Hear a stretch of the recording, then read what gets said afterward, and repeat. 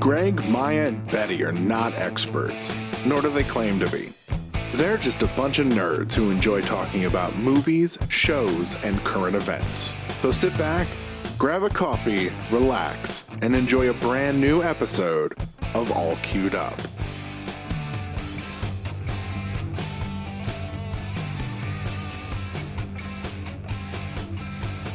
Hello, everybody. Welcome to another episode of All Queued Up, the review podcast tied to streaming services like Amazon Prime, HBO Max, Netflix, whatever. You got it. I'm your host, Greg Dietz, and with me always is Maya Don Fisher and Betty Badger. How are you two been this last week?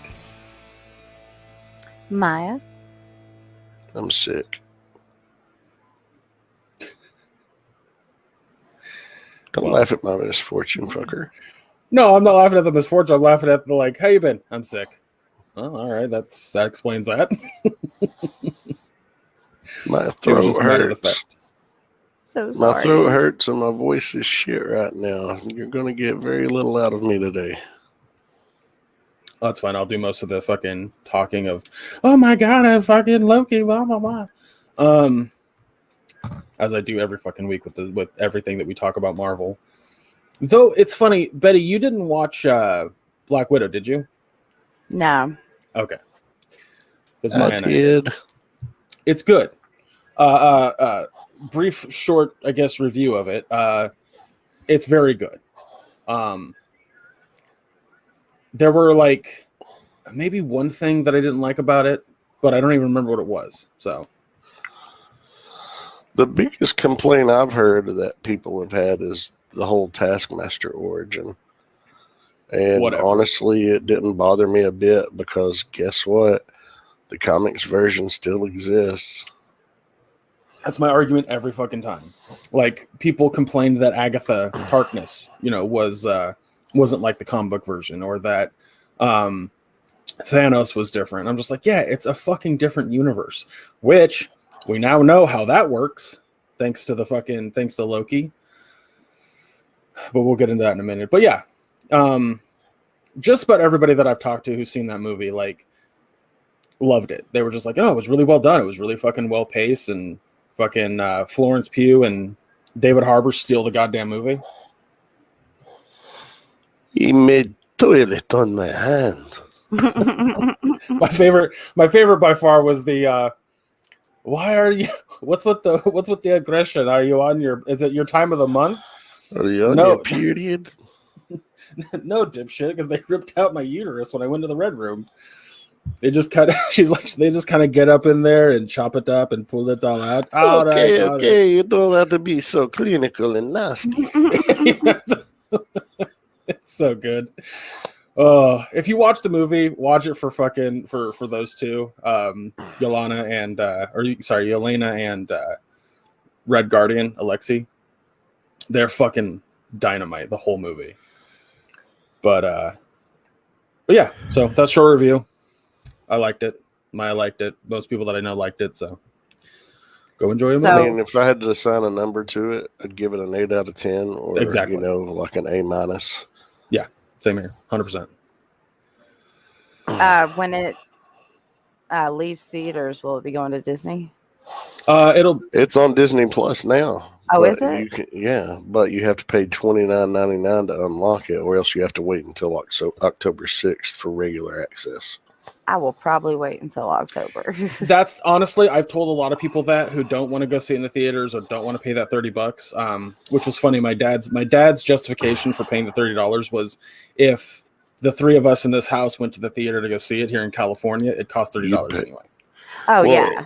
See, Misty and Madison and I had bought tickets last week before I got sick. Saturday morning was the sickest that I was. I called the theater and I was like, we're not coming today. And they said, well, you have to wait until after the performance and we can refund your money. I was like, okay. And I was like, I'm going to go ahead and buy it on Disney Plus. It was $31.75 for our tickets. It was $29.99 on Disney Plus. It was actually almost $2 cheaper for us to watch it. And we didn't have concessions, and we could pause it. And guess what? I watched it twice since. Yeah. And I still only paid that $30. So. Yep. Oh, that's cool. it's not a bad deal to get things Oh for yeah, $30. it's Yeah. not a bad deal at all. But we don't typically go to the theater, period. So it's not like something if we went to the theater and watched it, we would have paid this much. Yeah, but we don't go to the theater. So it's not a normal expense for us anyway. So I'm not going to pay the $30 because I wouldn't have gone to the theater and paid Fair enough. $30. I wait. I am a-okay with waiting to watch stuff because there's so many other things I have to watch. So Well, I was also going to point out that like one of my big things going into Black Widow was I knew that it takes place between Civil War and Infinity War, so it already takes place in the past. We know that because of Endgame, Black Widow's dead. So what in this movie is going to transfer into the larger cinematic universe? And that comes at the post-credit scene. Mhm. That post-credit scene won't matter that much until Hawkeye comes out. Because a certain character that's in the post-credit scene is in Hawkeye. So they're going to make that movie readily available before that series comes out. That's as simple as that gets. So you waiting ain't even a fucking problem. Anybody waiting, it is not a problem. But it is the first movie that's made over $100 million domestically since The Rise of Skywalker. Yeah. And here we are in a pandemic, and with the domestic take, global take, and the streaming take, it made over $215 million in 3 days. Wow. Impressive. Which is good. It's made its money back on its budget. Now it needs to make its marketing back. And Russ and I on Nerd Life Syndicate, we've been going back and forth. He thinks that this movie's going to be a dismal failure and not even make its money back. And I'm like, dude, it made its budget back in 3 days. It's literally the first Marvel movie since the pandemic, or since Endgame. Spider-Man. Yeah. It's the first Marvel movie since Spider-Man Far From Home. And, he's like, well, they should have released it a year ago. Well, originally a year ago, it was slated to be released in May of 2020. The problem was that's when we went into lockdown. They couldn't release it. He's like, well, they should have been made available for streaming. I understand that.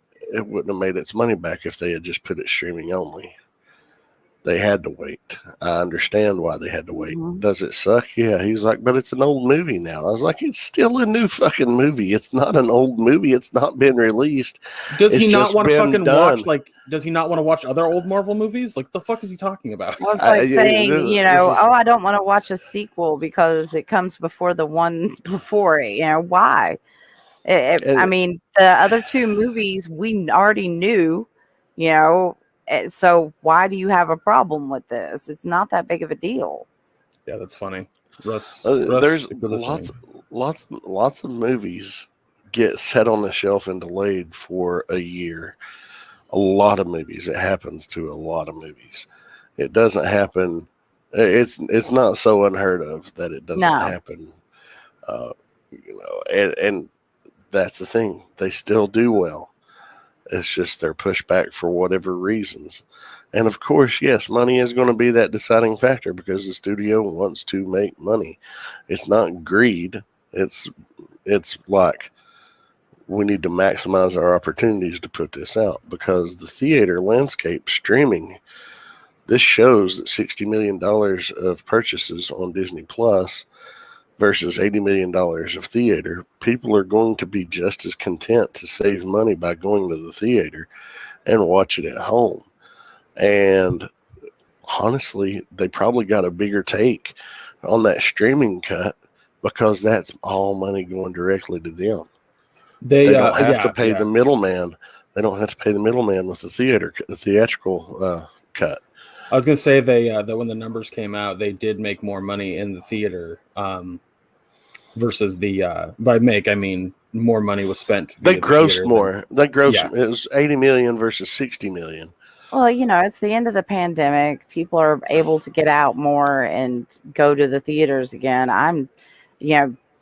Perfect timing for them. I mean, yeah, it's going to make a shit ton of money because it's a Marvel movie and it's in theaters and we're all dying to get out of the house. So Yeah. people who like movies are going to run to the theaters to watch movies they want to watch. Mm-hmm. And it's not even opened up in China yet. So, Right. which is also a huge market. But yeah, we should definitely move on from the topic. But I think the important part is it's not a bad Marvel movie. Oh, no. It's a very good, well done Marvel movie. And while it's not quite an origin story, It does explain a lot of the origin. It does explain a lot of her backstory in satisfying ways. And it really is an adrenaline-filled thrill ride. I mean, this movie is fast-paced as fuck.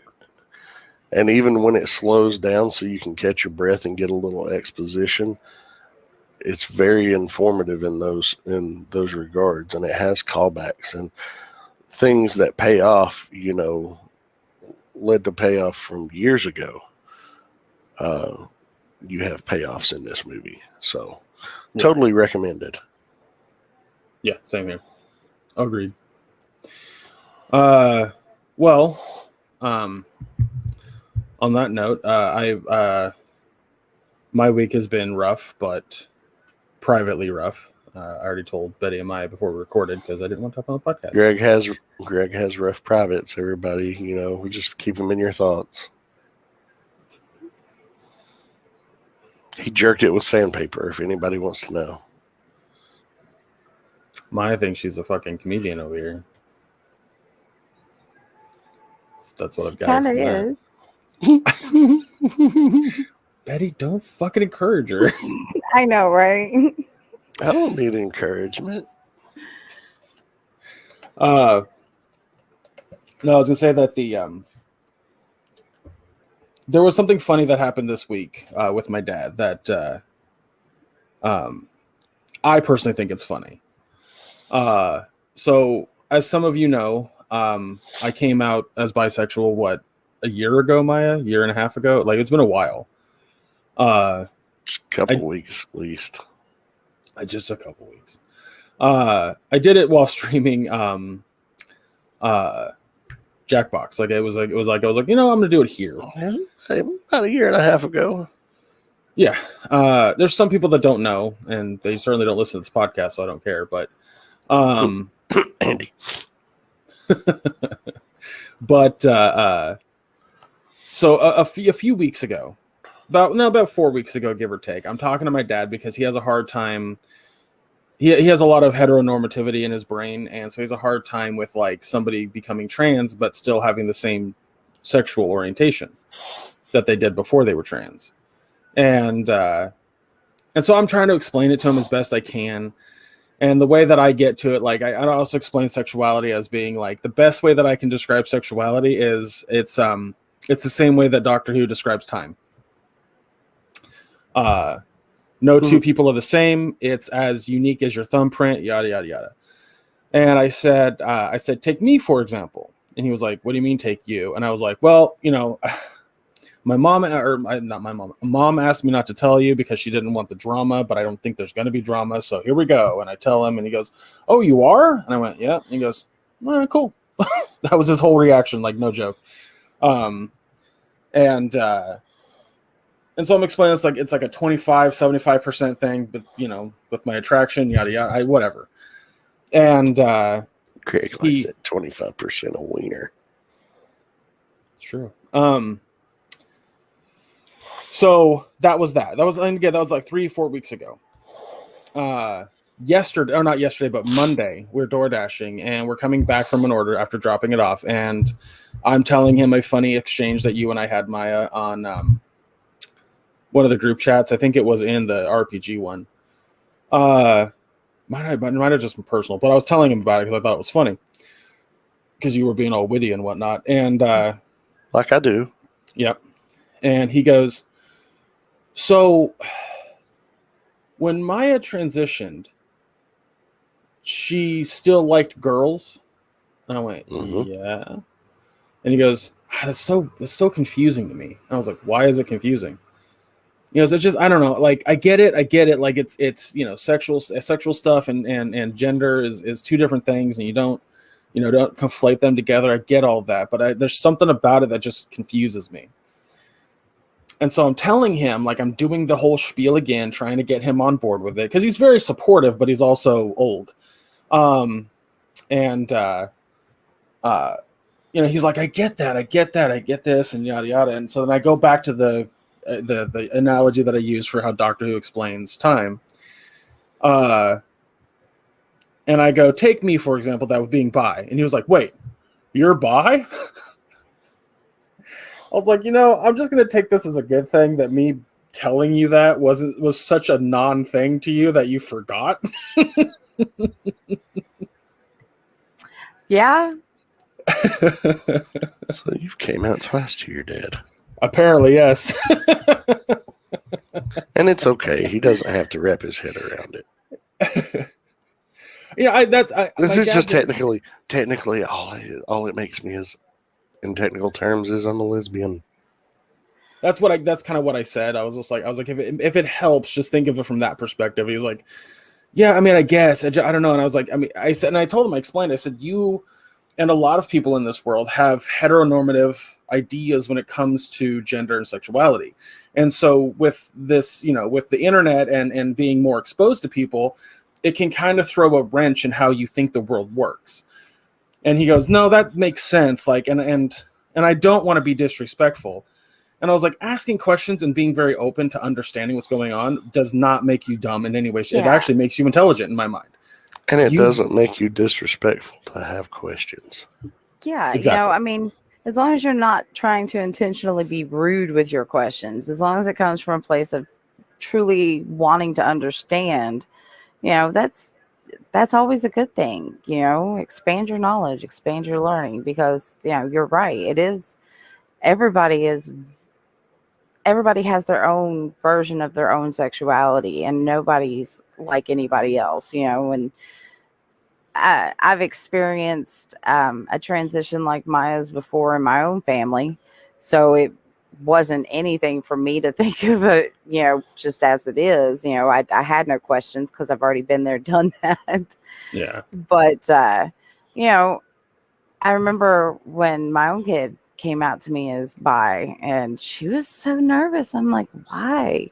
I thought I'd made it pretty clear how we feel on this stuff. We don't care as long as you're happy, as long as what you're doing isn't illegal and you're happy, we're all good with it, The joke that I've always made in regards to that is like, I don't care what gets you off. Whatever gets you rock hard, as long as it ain't children, you do you. You do you. Yeah, it's always funny, but he tries. He definitely tries. And I love my dad for that. It's funny too, because he'll tell me this story. He's told me this story like 80 fucking times, that when he was younger, because of where he lived, which was like rural California, he thought saying certain things was completely normal. For example, there was this Mexican kid that went to his high school, and he was good friends with that guy. And whenever he would introduce the guy, he would make the joke. He would say, "This is my token Mexican friend." And it wasn't until the kid had gone up to dad and been like, "Look, I know you're making a joke and you don't mean any harm by it, but you got to stop saying it." He was like, "What? Why?" The guy was like, "Because it's kind of fucked up. It's a little racist." And dad's like, "Oh, okay." And so my dad stopped saying it. That's it. That was done. He was like, "No more. It's disrespectful to my friend, and that's all that matters." So. Yeah. But he's told that story like a gazillion times to me. It's so funny. Like, we'll just be talking about something about race in the world. And he's like, "So this story that I told you 100 times, here you go." I'm like, okay, Dad. Tell it to me again. But anyway, so that's my funny story that happened this last week. What about you, Betty? I want to know what it was that I was being witty about. Brought it up. Hang on, I'll look through. Hang on. Because I am witty. While Greg is scrolling, yes, Betty, how have you been? I'm okay. I mean, I'm enjoying my whorehouse red couch cover. You know, that was supposed to be burgundy and does not match my earth toned living room. I'm still in a state of shock over this. It just made you see red, didn't it? Not red, but yes. But it covers the couch. I mean, the dogs have torn up one side of it, just their claws. The nature of dog claws and the material we're dealing with. Because we never planned to have dogs. So we didn't really buy this couch with the intention of, will it hold up to dog claws? Because it was never a thought in our mind. But now That's we how have most dogs. That's how most pets are, though. You don't really plan for them. You just like, okay, we have a pet now. Yeah. Well, it's like all of these dogs, I guess, are rescue dogs. It's like Mowgli, he was our first one. And his owners didn't have time for him. He was purebred. And we got him fixed. And yeah, he's at the end of his life. And then we got Bella, and then we got Milo, and now we have Loki, who is at the vet today getting spayed. Did not ask for it, but she just walked right into our lives. So here we are. Gotcha. Greg, are You you know- okay over there? Because I figured out what it was. It was something I was telling him about, not you being witty. So I apologize. I sent you. Should I feel bad or no? How did I say that? Hold on, let me find it again. Because it was a private. It was something between you and me for like a second. Where is it? I said, should Caitlyn Jenner being dead named intentionally at CPAC give me satisfaction? And you said, I think it's okay. Yeah. Well, what did they expect? I mean, come on. I mean, again, Caitlyn Jenner should have known better. The Republican Party is not inclusive, and they did not want her involvement at all. They don't see her as a woman. They see her as a man pretending to be a woman. That's all they see when they see Caitlyn Jenner. That's it. And it's, again, The phrase that I saw in regards you to walked it into was, the wolf's den. yeah, I said you can't complain if you lay with, or no, you can't complain about the fleas if you lay with dogs. Mm-hmm. Yeah, I mean, I hate that she had to get such a wake-up call, but she had it coming. I mean, this is what happens when you play with Republicans. They don't like you. Yeah. Well, I got family I know that now that absolutely fucking can't stand me now that I've, came out, and that's okay. It's not like I ever spent any time with them anyway. So Yeah.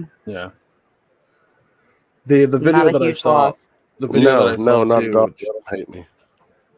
the video that I saw too with Caitlyn Jenner that was going around for a hot second was she took a picture with a couple people, and then the dude with the camera was like dead naming her the entire time, and then like as she walked out the door was like fucking disgusting, and I'm just like I kept like you Betty, like what the fuck do you expect?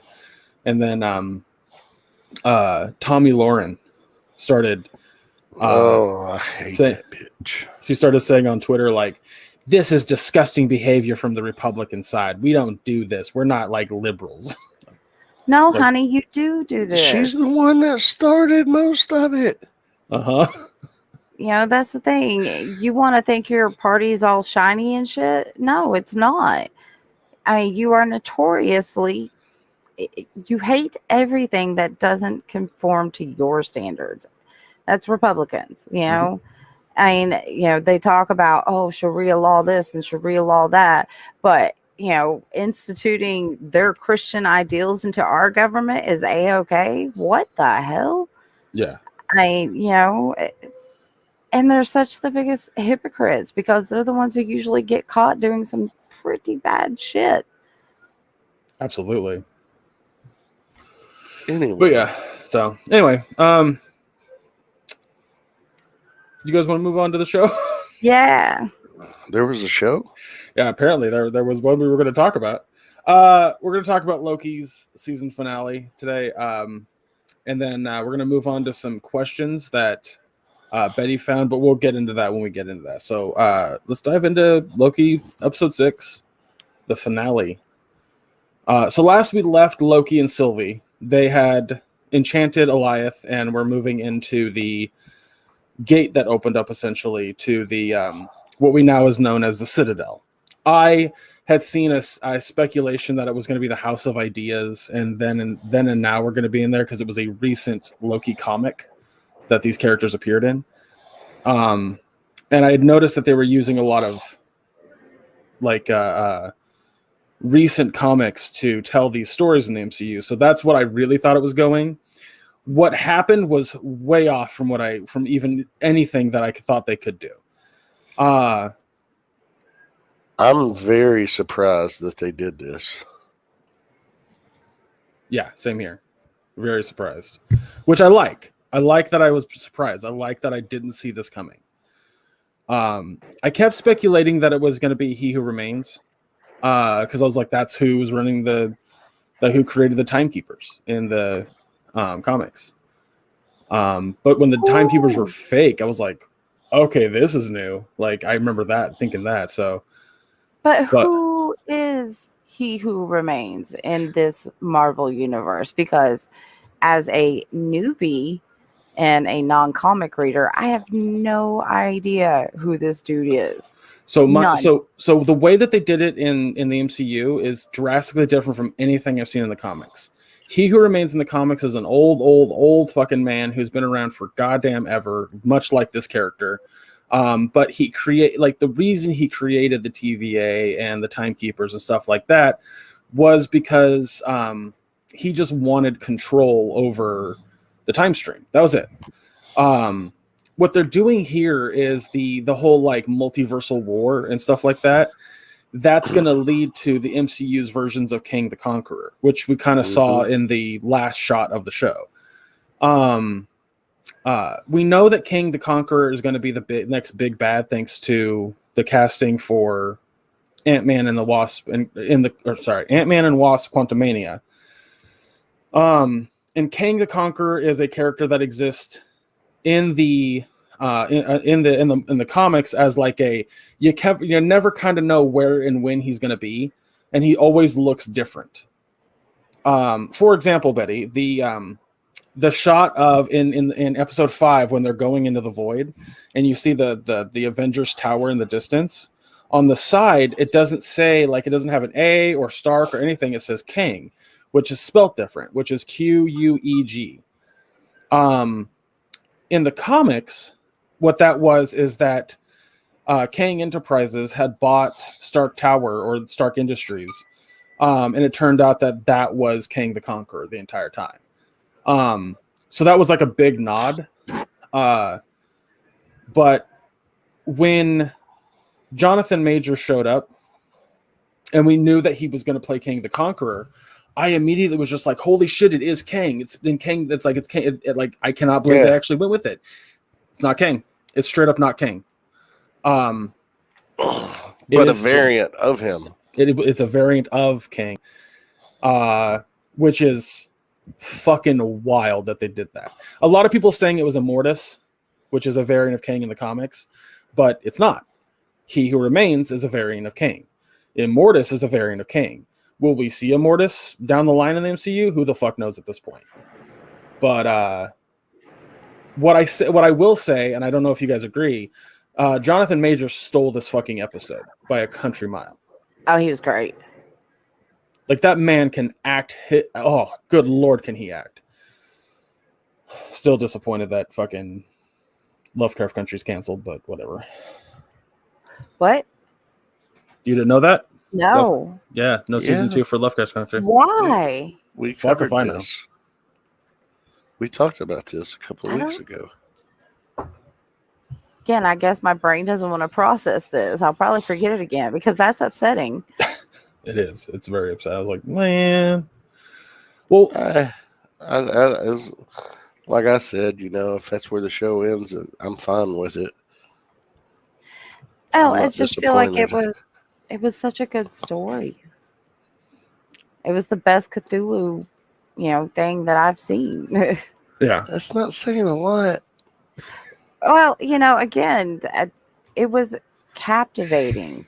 I know Cthulhu is pretty on the bottom, when it comes to, we're not setting the bar high, but I think that show did set the bar high.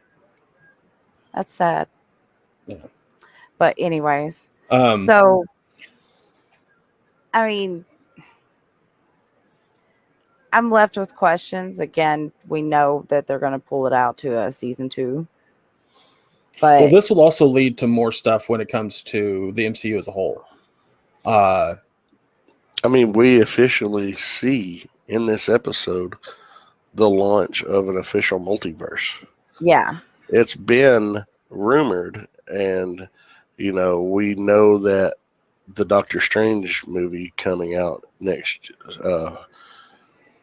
year is called The Multiverse of Madness. We knew a multiverse was coming. It was teased in Spider-Man Far From Home, but that was a red herring. Can I throw something in there that I think a lot of people aren't going to see coming, but I see it coming? What's that? What if won't just be a what if. It'll be straight up tied to the multiverse. It'll be tied to Multiverse of Madness. Oh, absolutely. I think now that what if these things are going to be official stories for their respective universe. It's not just going to be a what if this happened. This is going to be, no, this is what's happening here. This is what's happening here. This is what's happening here. That's... Yeah, because what I think is going to be going on is that in the what if trailer that we got here recently, which, god damn, I'm so excited for that fucking show, which is the next Marvel thing to come out, literally August 11th, is there's a shot where it shows Doctor Strange talking to Peggy, or to Captain Carter, I should say. What I think is going to happen in this show is that it's not just going to, like, because in the comics, the What If series, just for everyone that doesn't read the comics and wants to know, it's just a series of like, hey, this big event happened. So what if it was slightly different? What if they did something, changed one little thing? Like, I just read an issue that I thought was a really cool concept. In the comics, when Wanda goes apeshit, she says, "No more mutants." And then there's no more mutants. There just isn't. The what if was, what if she says no more powers? And it goes into like all these characters that have powers no longer have powers. It was a great little what if, but the what if stories are always isolated. They're just like, hey, we'll just tell this fun little alternate reality, right? What I think Marvel, its cinematic universe is going to do is, like, every episode is going to have Doctor Strange show up and try to figure out where and when he is. And it's that's a possibility. So I think if they do that, that's a really fucking cool concept, especially for people who didn't grow up in the comics, who didn't, who are enjoying the MCU, but they're new to Marvel, essentially, outside of the movies. I think it's a really smart way to kind of handle that, personally. And I think it's really, really smart to, like, in this episode, introduce people to the multiverse in this way to get them initiated to be in the right mindset for how the multiverse is going to work, and then go boom, fucking what if, we know that Doctor Strange plays a major role in the next Spider-Man movie, which comes out in December. So we have got to get a fucking trailer soon for that shit, for that movie. I'm excited. I'm real fucking excited for Marvel. Like, they're doing some crazy shit. Plus, we have the regular timeline. Like, we have the regular stuff that's going to lead to something else, which is kind of what, Black Widow did a little bit. And, Falcon and the Winter Soldier did.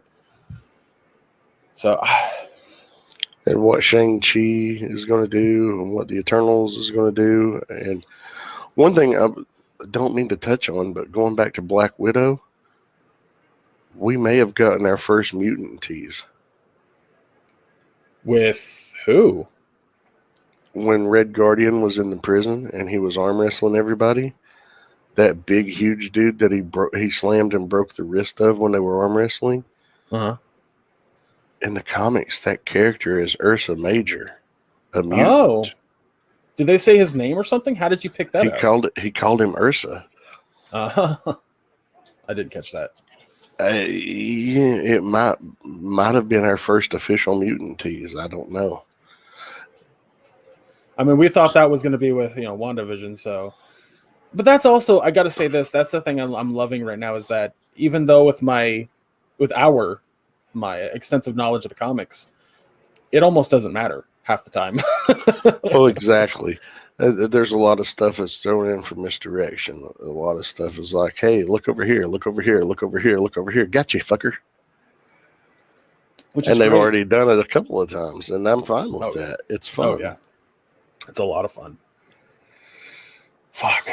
I'm so excited for the future. I think I was going to say, Betty, what questions do you have other than who exactly was He Who Remains? Well, I understood that he is a prominent character in the comic books, but I wasn't sure what role he played with this multiverse. So that answered my question. Outside of that, I really don't have any. I know this is a workup to what's going to come in future projects and movies, so that's good enough. I was curious who Gotcha. This dude was from the comics, and I'm like, because great acting, excellent episode for the acting. I mean, gotta love it. Yeah, I'm so happy that slightly off because I've been alive too long character very well. and alone. So yeah, if they ever, because not only have I been alive for eons, but I've also been alone for eons, and I'm a little bit of a Raven nut bar. If they ever had cast Jonathan Majors to play the same race of people that the Collector and I can't think of his name on Sakaar in Ragnarok, Jeff Goldblum's character. Yeah, because they're the same race. And they're always like quirky and a little weird. Mm-hmm. If they got Jonathan Majors to play that role, I'd be like, yeah, he'd fucking nail it.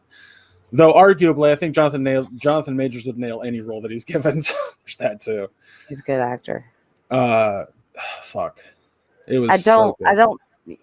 What about the kiss? Oh,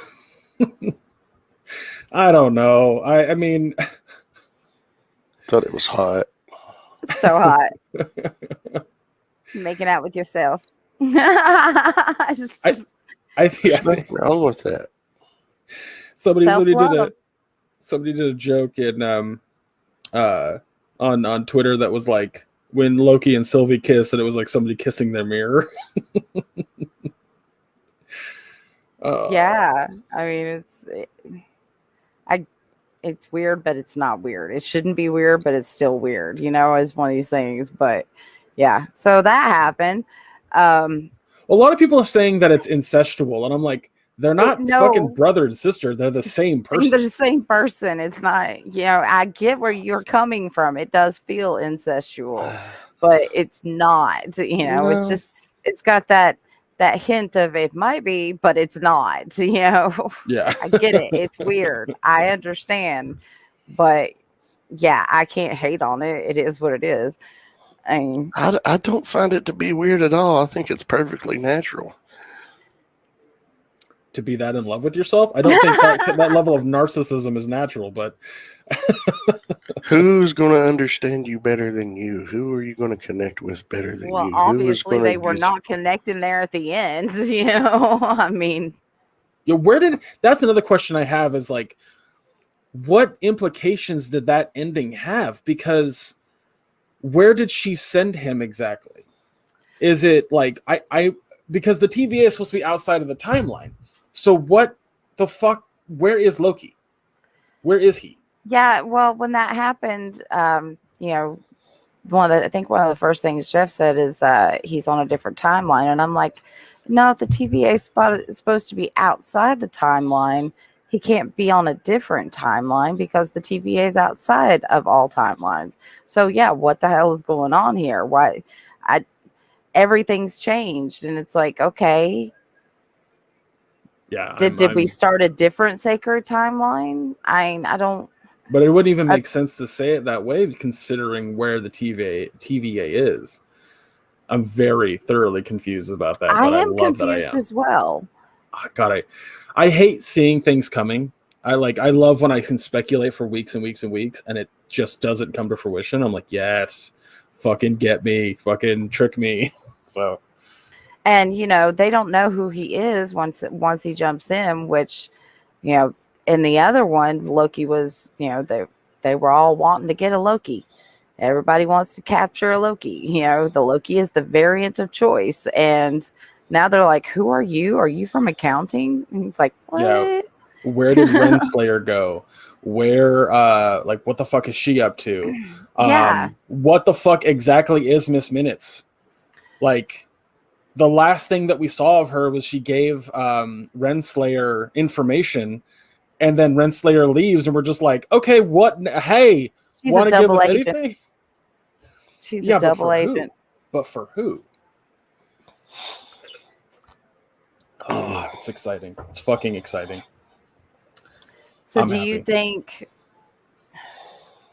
Sylvie is going to continue on in the Marvel universe in the movies, or do you think it's still going to be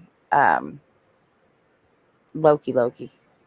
I as far as I can say to that is we'll definitely have to see, because it's unclear whether she's going to stay in the Citadel and control the time stream.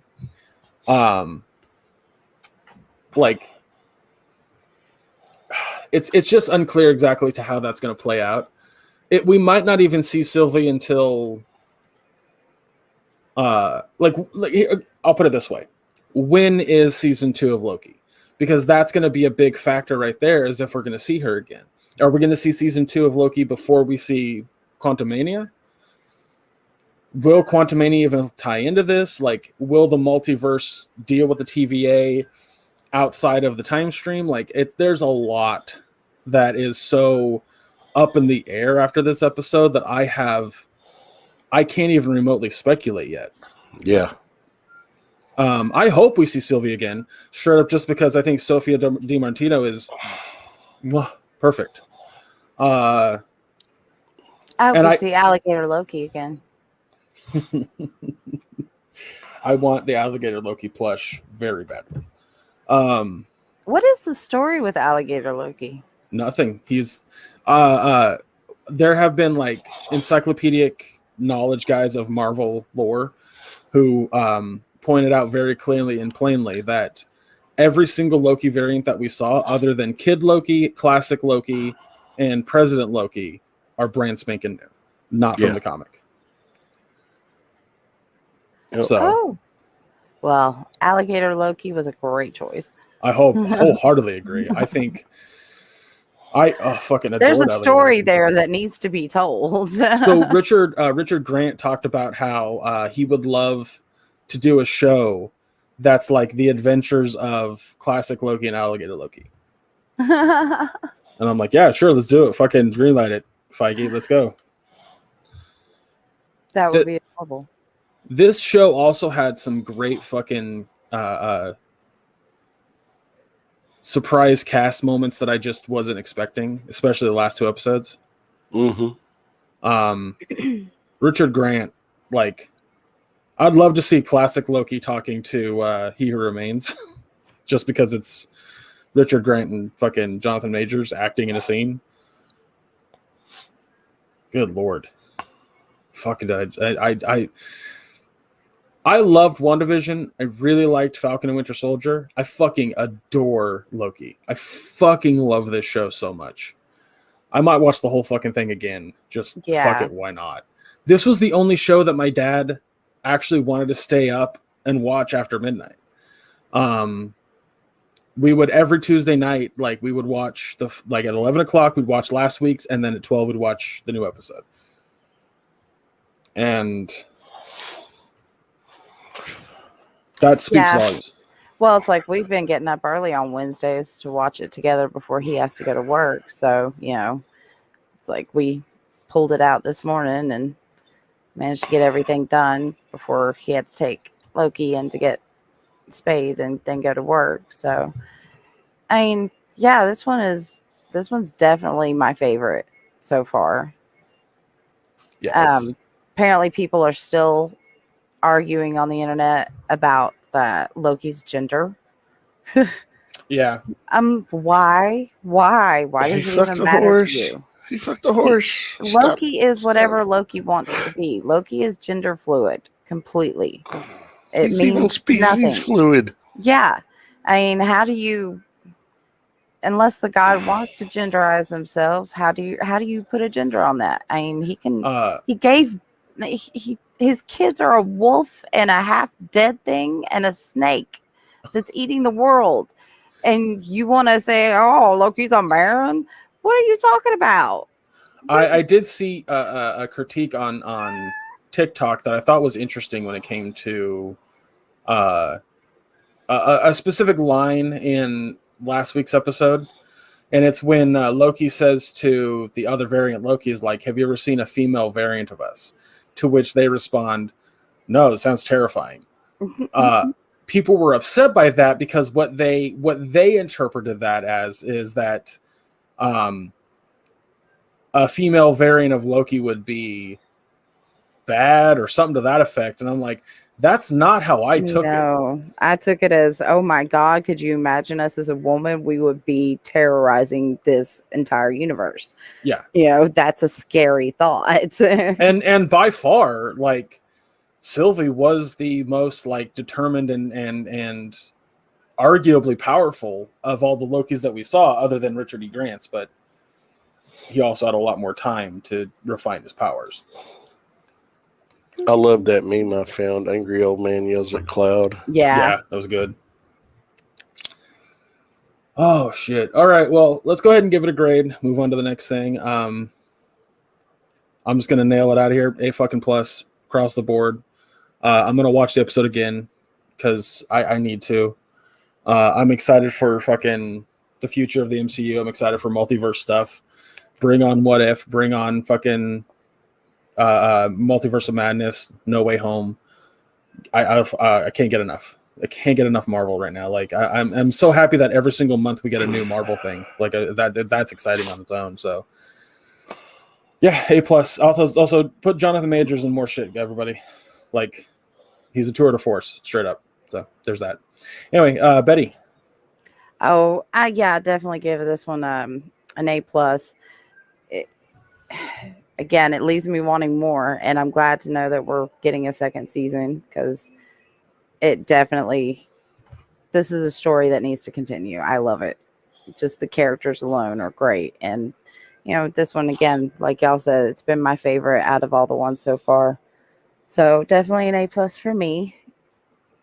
What about you, Luna? What do you give it? Luna says B minus because she doesn't. She thinks wants a cat Loki. Yeah, she wants a cat Loki. You want a cat Loki? Yeah. Maya? Well, I'm honestly shocked that we got a season 2. I was surprised by that because Kevin Feige has said in interviews these first 3 initial Marvel shows were just leading into phase 4. He said they were one shot, so there was a bit of misinformation, misdirection there. I'm tired of listening to anybody involved because they've all lied. yeah. The Russos lied, Kevin Feige's lied. But that's okay, because I like these little swerves. It's like Loki will return really in season 2. It was like, oh, shit. Oh, fuck yeah. But this was a lot of fun. I was surprised that we got like a variant Kang. I'm surprised that they did it in a TV show. They really made it to where these shows matter just as much as the theatrical releases, and they've made them connect in such a way that you have to watch them to know everything that's going on. It's really clever. And this show did that in spades, and it did it well. I mean, I have to give it an A plus because of that. Wholeheartedly agree. All right. Yeah, that's it. That's it for Loki. That's all she wrote on season 1. We're gonna review What If, right? Right there, guys. We're gonna review I What I guess If. mean, so. it's a month away. I know it's 7 episodes. It's 10. Is it 10? I thought it Yeah. was 7. It's 10. When they showed that first trailer, it was said on some fucking Marvel site that it was 10. Oh. So 10 different stories. Was it gonna be over 10 weeks then? Yeah, unfortunately. So the first episode will be Captain Carter. Yeah, Like, what if Peggy Peggy- Carter had drank the super serum instead? And then episode 2 will be what if Yondu picked up T'Challa instead of Peter. Gotcha. Which actually, I guess the name of the what if is what if T'Challa was a Ravager. That's Yeah. I I know there was one. What if Killmonger had saved Tony Stark? Which is terrifying because that's a Tony that never learned the error of his ways, and a Killmonger that's working with Tony. So yeah, those are going to be fun. But that's a month out. So until then, Until then, we got no more Marvel. Yeah, But we'll just have to fly by the seat of our pants and do some uninhibiteds. yeah, and if there's a movie that comes out that we can review, that'll be something that we can talk about in the future. But well, speaking of uninhibited, why don't we move on to these questions? So Betty found an article the other day that was 21 non-Americans share things in movies and TV that confuse them. That's as simple as it gets. It's basically them asking if this thing is real that we see in movies as a common trend. So we'll go through each question and we'll kind of answer it on our own experience and knowledge. And hopefully it's funny or entertaining. But the first question here is, do Americans actually purchase fake IDs, or is that a thing in movies? Totally real, totally a real thing. I never did it, but I've seen it. So Yeah. I know around here, again, it's not something I ever did. I never even snuck out of the house as a teenager. So, but I know a lot of people would find or have friends that look similar to them that were a little older, and they would use their license to get into places or do things, and I never did it, but I knew people who did, and they got away with it. Maybe that's because of the 90s and people didn't care as much. I don't know. yeah, I always had a friend who was old enough to buy alcohol, and that was a thing. Or my parents would be like, "Well, if you're gonna get drunk, do it here at the house." Yeah. So my parents were no, I did not drink with my parents. I did drink a few times as a teen, but it was basically when I was out with my friends who were older, and we'd be at one of their houses and I'd have some drinks and stuff. But, my parents weren't big drinkers, and I'm not either. So, but yeah, it just wasn't a thing for me. I didn't.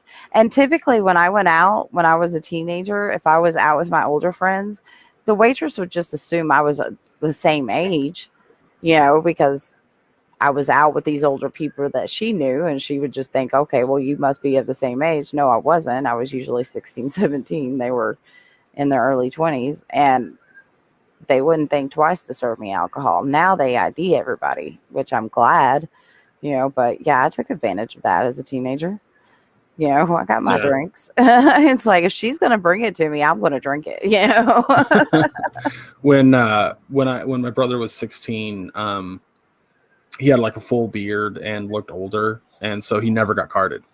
Yeah, that's again, I looked a lot older than I was. I matured very early, and so I was used to not really having to show ID. And then I remember on my 18th birthday, I went into a store to buy my first pack of cigarettes, and the woman wouldn't sell them to me because she said that it was not after that date. And I was like, "You're a cunt." Yeah.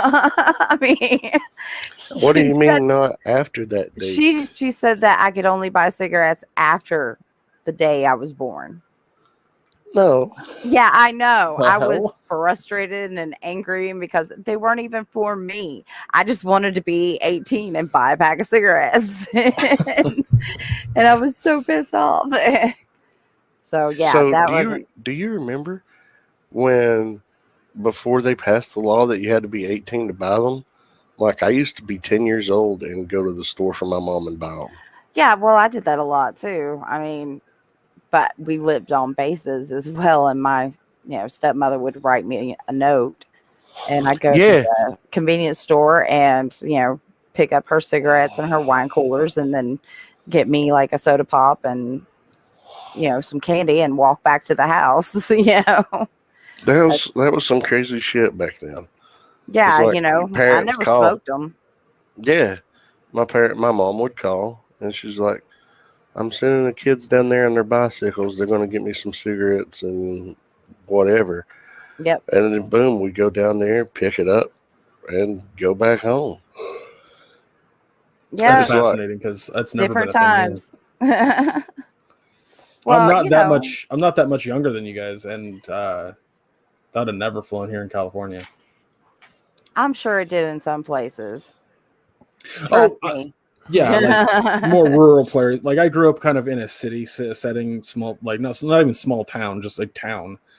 So I've never experienced that. There was a liquor store when I was 10ish.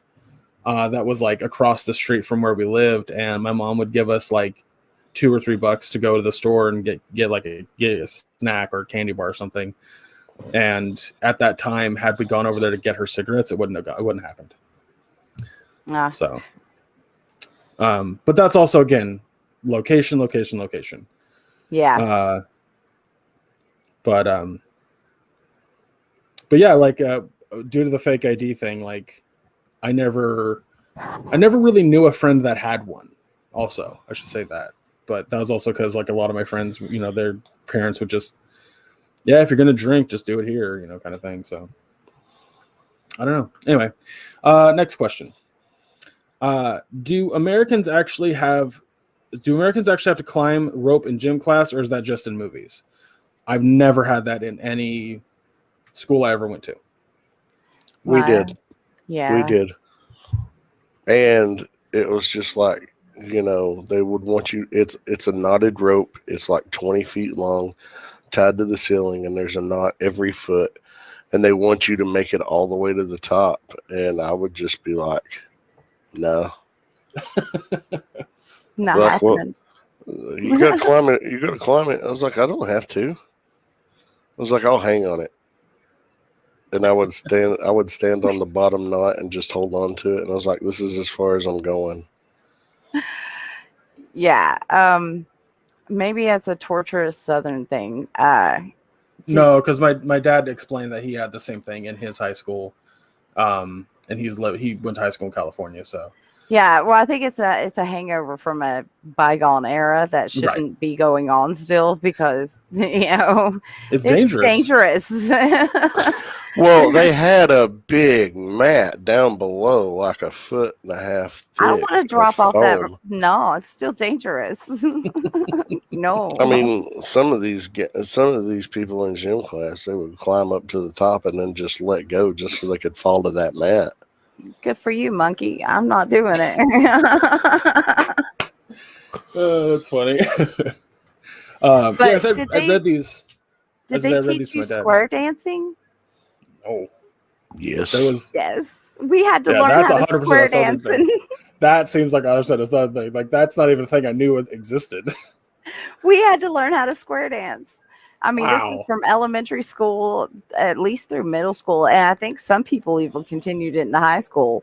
No, yeah, the most awkward PE class ever is when we're learning how to square dance. Nobody wants to touch anybody else, but it still has to go on. I'm like, why? And then I remember when I went to Central in Bristol, they brought in a guy with a fiddle. and put him up in front of the microphone, and he's literally up there, swing your partner round and round. And I'm just like, what is this? What hell have I landed into right now? For Wow. those of you that don't know, fiddle is Southern for violin. My dad swears up and down there is a difference between a fiddle and a violin. I'm like, there's not. It's just how you play it. Yep. All right, so I mean, a quick Google search. Carry on. I was confident that there was no difference. If there is a difference, please show me. But I've never seen a difference. Anyway, Nope, the next there is no difference. To the same 4-stringed instrument, generally played with a bow, strummed, or plucked. It's just the association of music styles. That is the how I understand it. only difference. That's funny.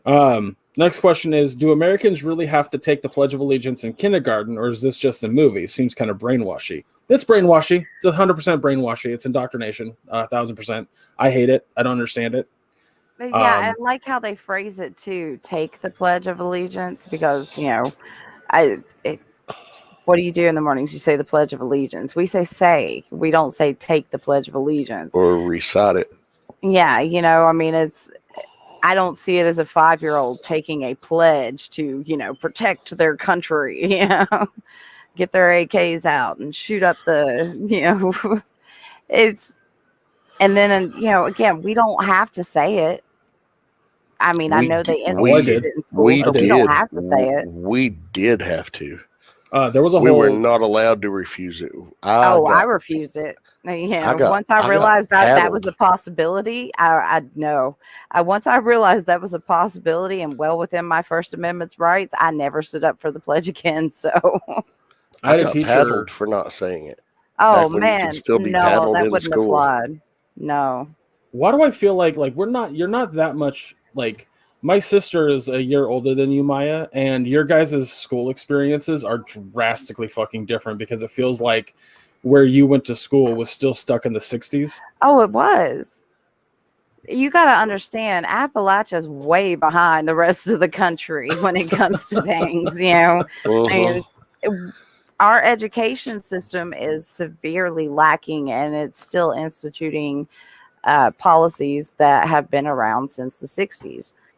It doesn't make any sense. It's just there is this tradition in the South that we think that, the South tends to think as a whole that if you want your kids to grow up to be good citizens, you got to physically beat it into them. And the school's got a responsibility in that as well. Paddling was a thing here. It still is a thing here in a lot of different schools. Wow. That's what I would like to know. Wow. I didn't know that. That is crazy. Yeah. So, I mean. In elementary school, I literally was paddled every day from kindergarten through 7th grade. What were you doing? Abuse. Yeah, right. I am very outspoken and defiant and don't like authority figures or being controlled. I'm shocked. Sorry, I've known you for a long time, Maya, and that is not nothing new to me. It's not nothing new. Great Questioning authority here is not okay. So I still did it anyway. I was like, to be fair, I was the kid who was like, why? Okay, why? Okay, why? That doesn't make sense. Okay, why? Tell me this. I was the kid who told the teacher they were wrong. Actually, that's not correct. My brother and I got in a lot of trouble for that as well. But all they would do over here is like send us to detention or something to that effect. It was never physical. I never got paddled in school. So, no, that didn't happen to me. I had a teacher that fucking drilled holes into her paddle so it would leave welts and little circle-shaped welts on your ass. The wiffle paddle. Christ. Good Lord. Well, let's move on to that is this one's a little less fucking holy shit traumatic. In Hollywood movies and TV shows, why do families always have a huge glass jug of orange juice in the fridge or on the table? Do Americans freshly squeeze their juice en masse? Is it is it decanted from a plastic carton? Is this all a lie? I mean, depends on the situation, really, but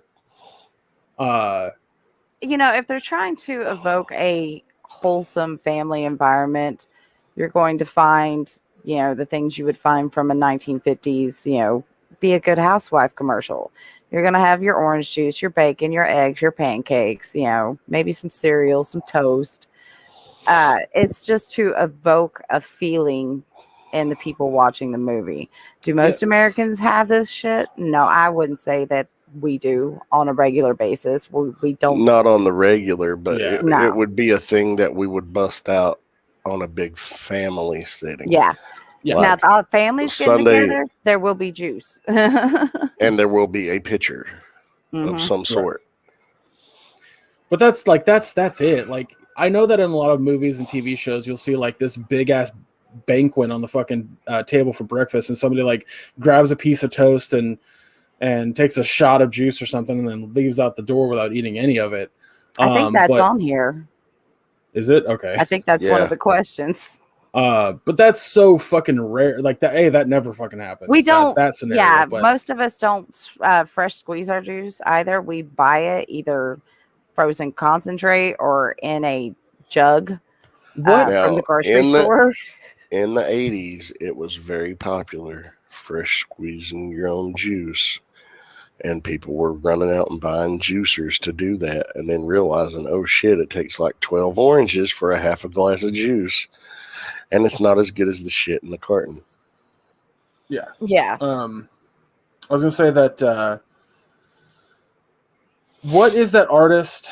I can't think of his fucking name, but he always drew very realistic paintings or pictures of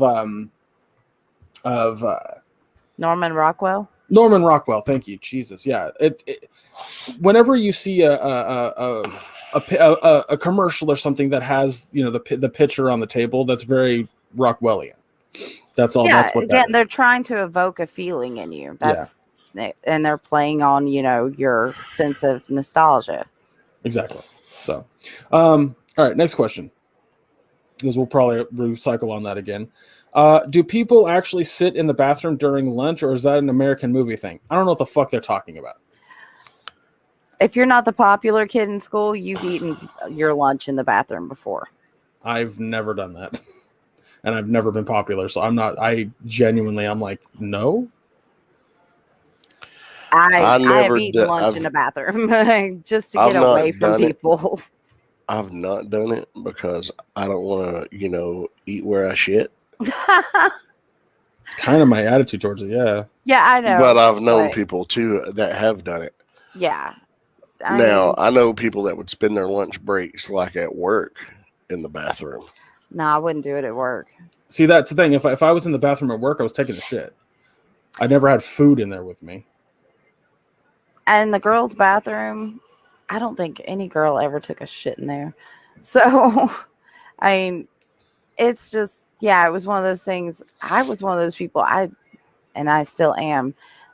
Cafeterias and lunchtime was a very big anxiety-filled thing for me. So, just being able to escape somewhere where it's quiet and nobody else is at, yeah, See, I mean, too much what's funny about that- stimulation. What's funny about that is I would never choose the bathroom for that scenario, because I'm the same way. I get a lot of anxiety when being around other people, especially in the cafeteria. So what I would do is I'd usually go to the library or find a secluded spot somewhere behind like the math hall or something to that effect. I was even part of a thing called Kerr News, which was Joseph Kerr was the school I went to, and I was part of their the morning news announcement thing, and we would actually film and edit segments that like for sports stuff or if there was a class present, like an election sort of thing, and that room was always open to us, so that's where I'd hide. That's where I'd go and hang out or eat my lunch. I was like, I know Sometimes the high school I graduated from had put a kibosh on kids eating in the library. Yeah, our librarian my- was strict. She's Yeah. like, you can't have anything in here, not even candy. And She cut you with gum, you got detention. and I also our got bullied in the bathroom a lot, so I think that's why I avoided the bathroom. oh, I always didn't have just that snuck issue. off and went to the gym. If I got bored in class, I'd go to the gym and shoot basketball. And the coach down there, Coach Bragg, he was like, "What class are you skipping now?" I was like, "Does it matter?" He's like, "No." And we just start playing basketball. It's like Tennessee High had the vocation area steps, which I'm pretty sure to this day is where kids still go to smoke weed. Because the last time I was there was about 15 years ago, and I'd gone to pick up my little sister who was enrolled there at the time, and we went through that part of the building. As soon as I opened up that stairwell, it just whoosh. I was like, oh, so I see some things have not changed, you know.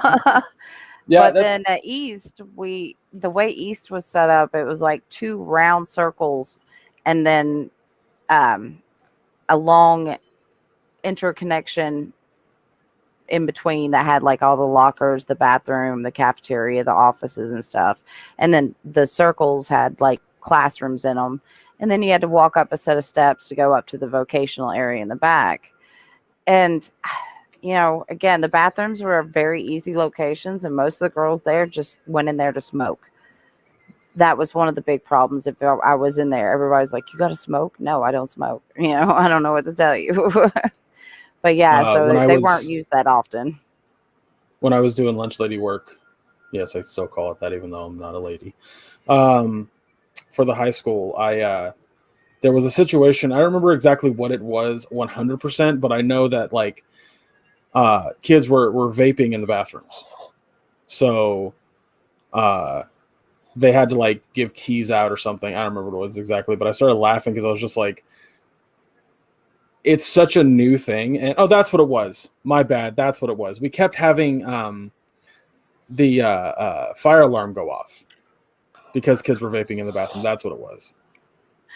Doing dragon clouds, huh? Fucking hilarious. I was like, all right, kids, like you gotta fucking understand you're fucking up everything. And they wouldn't realize what they were doing, and they'd hide the vape and, you know, meet everyone else at, and then the fire department would get there and be like, nothing's happening. What the fuck's it was so funny. Number 6. Do American teens actually go to the movies as much as they do in movies and TV? Yes. Mm-hmm. Yeah. Yes. When Like, I was younger, I went to the movies weekly. Yeah. Every week. sometimes multiple times a week. Sometimes multiple times in a day. Yeah. I remember my friend and I, we would we'd pay to see one movie and then sneak into another. I mean, what do y'all do elsewhere? I mean, what are you doing? I mean, Yeah, as that's a teenager, what are you doing? Like Shannon here who asked the question, I'm like, did you not? I didn't think that was like an American thing specifically, but I mean, maybe it's a thing where, you know, again, in like the UK, you can drink when you're 16. I guess you're doing pub crawls instead of going to movies. I don't know. yeah, I don't know. That seemed like a very off question to me. The next one is, do American high school cheerleaders usually wander around school in uniform, or do the sitcoms and movies lie to the rest of the world? It depends. Depends on the school, but ours they did. See, because for our school, it was only when there was a football game happening, or if it was like something to do with like school pride week or whatever.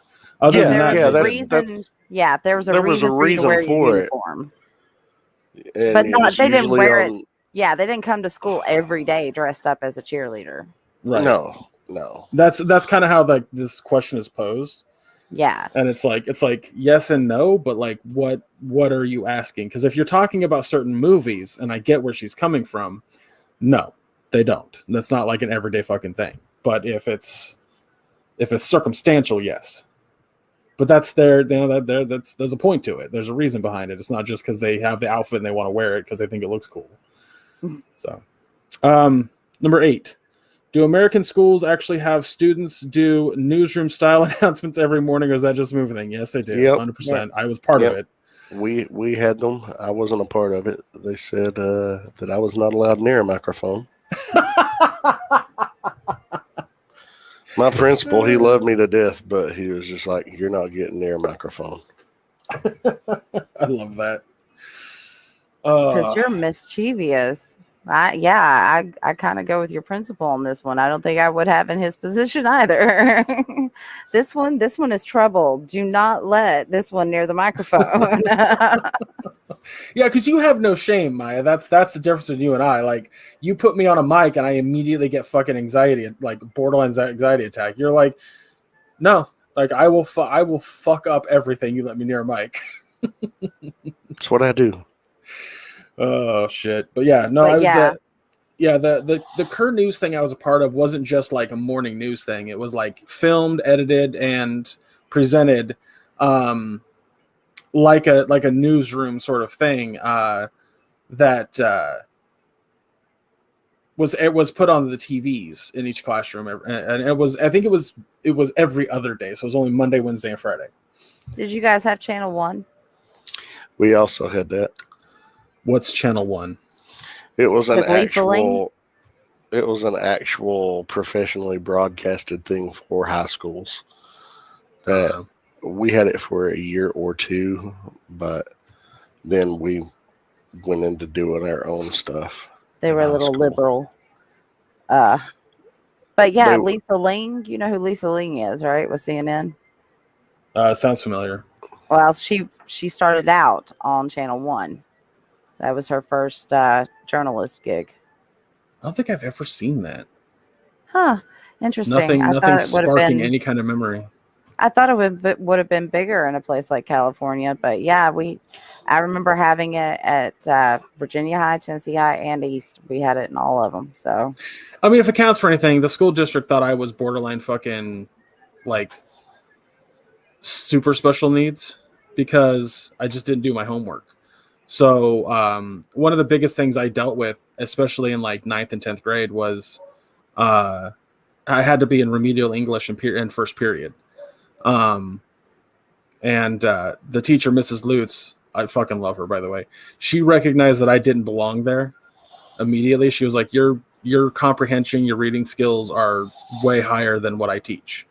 So she made a deal with me to where like I could get a bunch of extra credit for reading the books that the other kids were getting to read. She would give me she would have to do little book reports. And I still remember to this day, she had me do a book report on Lord of the Flies. And wow. Um, She believed in you. Oh yeah, 100%. And I did it, and I even brought up the point that what the author was the analogy that the author was getting at was the proletariat in England at the time, and the politics in England at the time. And she was just like, "How did you figure that out?" And I was like, "Well, we're learning about it right now," and it just made sense. I looked up when the book came out and what where the author lived and 2 and 2, and she goes, wow, I don't understand at all why you're in remedial English. I was like, me neither. And You're remedial, that's why. I'm gonna punch you, Maya. We've covered this on the show Yes, we before. have. You're remedial. You're remedial.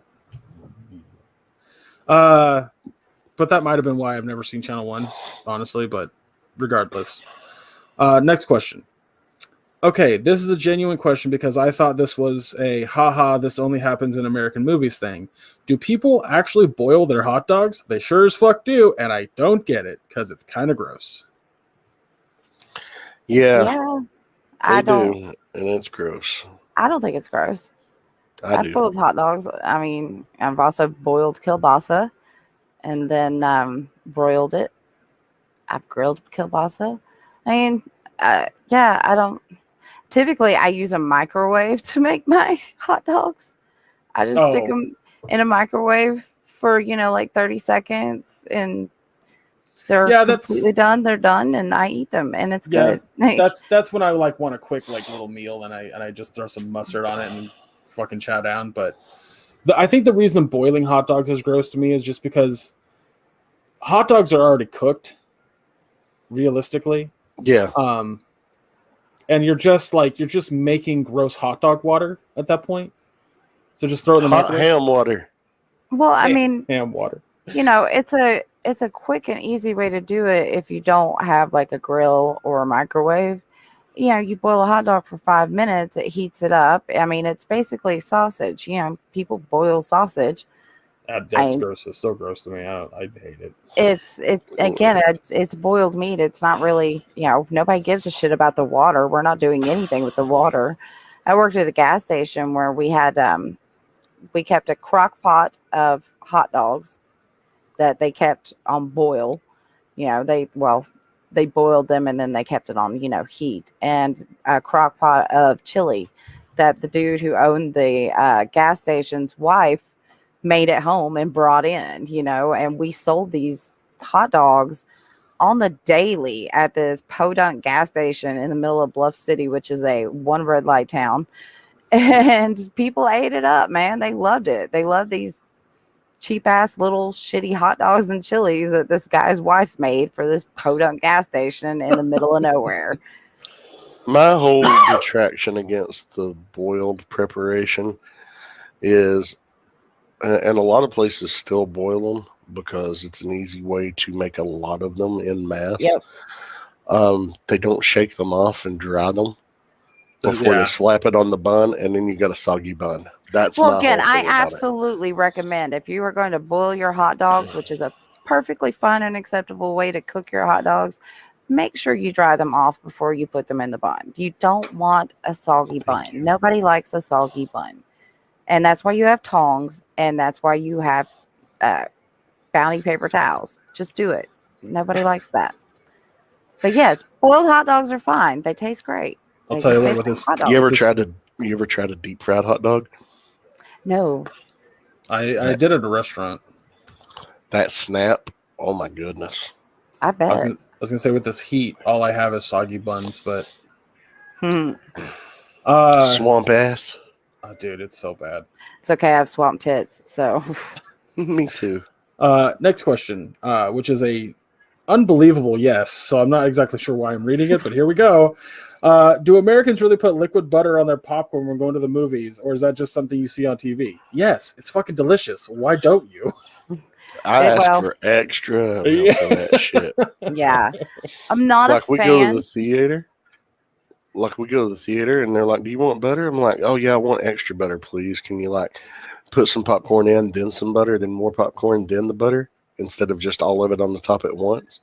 And then after they give it to me, there's another little butter dispenser, and I'm just shaking it up and fucking pouring the butter on top of that shit. Yeah. Fun fact, actually, it's not real butter. But it's not. No. Yeah. It's oil. It's a butter flavored oil, and it's delicious. I'm not a fan of theater popcorn, period, whether it has that on it or not. I'm not a fan of that. I like popcorn at home, but I don't put oil on it. I season it. But yeah, that is a thing. People love their butter covered popcorn at the theater. 100% a thing. Mm-hmm. It is a huge thing. I don't do popcorn at the theater anymore because there's 2 theaters really close to my house. I don't have to make a day of it, and it's also really fucking expensive. So I just don't do it. But yeah, it's like Maya says, it's drowning in fucking butter. And oh yeah, why the fuck not? It's delicious. It's a treat, is what it is. Mm-hmm. Yeah, I go to the movies 3-4 times a year, so it's not like I have this on a regular basis. Right. And some theaters serve nachos and hot dogs. Mini pizzas. There's some theaters that the Pinnacle. They have pizza, they have nachos, I think they have burgers. Oh wow. I'm not sure. I'd have to look at the menu next time I go over there. There's a theater that's about 45 minutes from where I live, and they're straight up a restaurant that's also part theater. Yeah, I've known places like that to where you go in, you order an actual 3-course fucking meal, and they bring it to you, and you sit and dine at a table. You dine at a table that just happens to have a movie theater seat. I wonder if the Cinemall is going to do that, because that the Beef O'Brady's is no longer a Beef O'Brady's. It didn't really have a chance to get off the ground, but they decided to go ahead and keep it as a restaurant. I wonder if they're going to incorporate it into did the Cinemall just absorb it? Yeah. Because when the Cinemall first opened back in the 90s, remember, they had a restaurant service. I don't remember it. The first time I think I went to the Abingdon Cinema was when I went to see episode 1. Mm. So yeah, I don't remember it. I remember it being a game place. They had laser tag. They had a big arcade. They Yeah, had and that bumper cars. didn't last long. Nope. I mean, they've had a lot of different things in there, but I would be curious if they did start doing like a food and theater presentation. But yeah, we love our food and our movies together, and the greasier, the better. Oh yeah. Americans love it. Like, if you think that movie theaters are bad with greasy food, go to a fucking state fair. Yeah. Everything is deep fried. Yeah, I dare you to find something Everything. that's not deep fried. I mean, the cotton candy isn't usually deep fried, but I wouldn't put it past them Seen to it. try. Yeah. I've seen better dipped deep fried cotton candy before. I've never seen deep fried cotton candy as anything anywhere. Like, That's that's fascinating. wow. Anyway, so this next question is pretty funny to me. Why do Americans in movies always go to diners in the middle of the night and knock back an entire jug of coffee? Why are you drinking coffee at 1 a.m.? Well, usually, little Leah, in those movies, there's a reason behind it. Like, they have to stay up. But yes, we do. I'm drinking coffee at 1 a.m. and then I curl right up and go to fuck to sleep. I'm Yeah. drinking coffee from the time I get up to the time I go to sleep. There's just no caffeine after midday for me. Fuck it. I went and I had think- lab work done. They found traces of blood in my coffee stream. Okay. I think that for a majority of Americans, they don't consume caffeine the way the rest of the world does. I mean, caffeine is an all-day drink here. From the time you wake up to the time you go to bed, you're likely to be drinking stuff with caffeine in it. I have I have a problem with caffeine. So last, not yesterday, obviously because we didn't do it, but our last session of D&D, I drank 2 Mountain Dews. I barely drink caffeine now because it fucks with my heart. Mhm. Wednesday was real fucking rough for me because I just had like this recoil from too much caffeine. But Yeah, I've never been a caffeine and I don't mix well either, so I get you on that. And I drink tea, which doesn't have as much caffeine in it. I don't touch coffee. I don't touch energy drinks, because yeah, I would just be jittering everywhere. It would not be a fun experience. Yeah. But I think for the majority of Americans, yeah, caffeine is from the time you wake up to the time you go to bed, it just doesn't, it's so habitual that it doesn't really affect people anymore. right. I was gonna say, if you ask me what substance is more used in America, caffeine or coffee, caffeine or alcohol is what I meant to say. I'd say it's a fucking close, tight race. Because we mix that shit. Yeah, I was like, have you heard Jaeger of Four Loko? bombs. Yeah, Jaeger bombs. I mean, that's Red Bull and Jaeger. I'm just Yep. like, ugh. I think Red which is Bull's two disgusting. flavors I hate that don't go well together. I don't understand it, but whatever. They'll get you fucked up. Yeah. Four Locos are also fucking disgusting, and that's like an energy drink alcohol thing. So, Mm-mm. all right, the next one. This one says American oomphs or OOMFs, and I think that's like something motherfuckers, but whatever. Do y'all actually get on the bed or couch with your shoes on, or is this really just the stupidest thing I'm seeing in movies and TV? What movies and TV are you watching where this is a thing? First off. Secondly, no. Yes. Pardon me. Misty never takes her shoes off. So she puts them on the bed or couch. She sleeps in her shoes. Yep. Okay, that's an outlier. For the Yeah. rest of us, we don't typically do that. No, yeah, I mean, She has a regular outdoor shoes and she has house shoes. Now she will sleep in her house shoes. I'm going But to add this next. in the I'm going to add this evening- next question to this discussion before you finish that thought, Maya. I'm going to add this next question to this conversation because it goes in ties. Why do Americans wear shoes in the house? So now we can talk about both questions in one conversation. She says that she doesn't like grit on her bare feet. I retort to her as, if you didn't wear your shoes through the house after you came from outside, there wouldn't be grit in the fucking floor. touche. I But understand exactly where she's coming from because with my SPD, that is a thing for me as well. And we have laminated floors, so I get up every morning and the first thing I do is sweep because I cannot stand having particles in my feet, but I also hate wearing shoes. Because when I come home, the first thing to come off is my shoes. Then it's the bra, then it's the wig, My if I'm wearing one. So yeah, I get it. I get where she's coming from, but to wear shoes constantly would drive me insane. yeah, I couldn't do it. I a lot of my body heat is activated through my feet's temperature. And if my feet are hot, I'm hot. And so the second that I come home after having my shoes on all day, I kick them the fuck off immediately. so, do you sleep with one foot underneath out from underneath the covers at night? Yep, I do. Usually, yeah. Sometimes It's- both. You know what sucks? That's the foot they cut off Oh. outside the cover foot. You got to change size of the bed then, because and for me it depends on how I'm laying as to which foot is going to go outside the covers as my temperature gauge. I mean, My it's dad- all dependent. My dad has to wear shoes around the house, but that's because one of his, I think it's his right foot, might be both feet now, but they are arguably perpetually asleep. Like it's always tingly for him. And so stepping on carpet like makes it really bad. Oh yeah. So he has to have shoes on, but they're just slip-on shoes. Like they're not like technically outdoor shoes, but also that's circumstantial. It's highly circumstantial. Yeah, no, we're barefoot in the house, people, all the way. I mean, as soon as we come in, we take our shoes off. We and don't that's walk the thing around is- with them. Yeah, a lot of people that I know too, when I go to their house, they have little shoe racks at their door. Mm-hmm. Like it's not a common thing, I think, to walk around your house with shoes on. At least not from my experience. Especially Now- if you have carpet.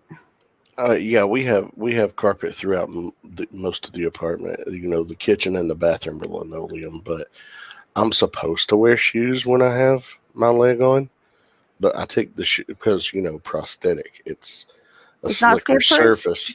No, and that's the thing. I take the shoe off anyway because I hate fucking wearing shoes. And my prosthetist, he was like, "You actually walk around the house with no shoes on, even on your prosthetic?" I was like, "Yeah." He's like, "Isn't that dangerous? Do you have carpet?" I was like, "Yeah." He's like, Why do you do that?" I was like, "Because I hate shoes, Yeah. and I want to be even. I want to have a shoe on a prosthetic and then one off not on the other foot and be uneven, be a half inch higher on one side than the other." Always walking with a limp. Well, I always walk with a limp anyway, but still. Or I guess Yeah. a bigger limp. Yeah, I don't know. Like that seemed like that was not to me, that was not a yes. And I also don't know what movie or TV show they're watching where somebody is sitting on the couch with their feet up and shoes on. What fucking thing are they watching where that's a thing? It's like even when I go to my friend's house and we're sitting outside on their couch on the back deck, I take my shoes off before I put my feet on their outdoor couch. Well, I mean, and it's that's so the thing. ingrained in me. I think feet are the grossest thing on the fucking human body. Next to the butthole, maybe, but fucking human feet, like feet are gross. They Not even are. just human feet, like dog feet are gross. They smell like fucking corn Hold on a chips. And second. yeah, they're yelling at me because I mentioned how their feet smell like corn chips. Feet are gross. So I won't even put feet up on the couch. I won't put feet up on my buddy Andy, when I was at his house, he has the same thing about feet. Maybe not as bad as me, but one of his kids just was like using a pillow that you put your fucking head on as a footrest. And he's like, "You fucking quit that shit now." I was like, "Yeah, I'm with your dad. Don't do that." If my head goes where my head goes there, don't put your fucking feet there. I love to prop my feet up on pillows. But you have feet pillows for that kind of thing. Yeah. Pillows are pillows. Nope. Incorrect. Pillows are pillows. Incorrect. That is wrong. What about stumps? How do you feel about stumps? There's not a foot there anymore. Well, it's not constantly on the ground. It's not constantly sweating like a foot is. So I'm not grossed out by a stump. I'm grossed out by feet. Actually, it does sweat because it's in that gel. But I liner. didn't say it sweats like a You ought to smell it. It's supposed to be scrubbed. I'm not saying it doesn't. Well, that's same with my fucking armpit. Like my armpit also needs to be scrubbed. My taint needs to be scrubbed. But I'm not fucking putting my taint on a pillow that I'm also going to rest my head on. Why not? It's comfortable. Gross. We're moving on. How do shower? Yeah, that doesn't mean that feet aren't still gross. Feet are always gross. I don't care how clean they are. Feet, yuck, yucko. Feet are yucko. Anyway, feet don't bother me. Do Americans actually say "How you holding up," or is this just a thing in films and TV show? Absolutely, say "How you doing," "How you holding up." But here's the thing: it's never preceded by actual truth. When we ask this question, you just go, "How you doing?" Like it's just a fucking greeting. That's it. Nobody actually gives a shit how this other stranger's doing. I actually use it more appropriately. Like when somebody's going through something, I will say to them, "How are you holding up?" True. I do use that as well. But that's usually a friend. Like if I see a stranger or somebody I might recognize in a quick interaction, the "How you holding up," "How you doing" is usually preceded by "Doing all right, you." That's how that works. Well, that's something that's also like we as Americans are very different from, especially in European nations. We make small talk with just about any fucking body, complete strangers.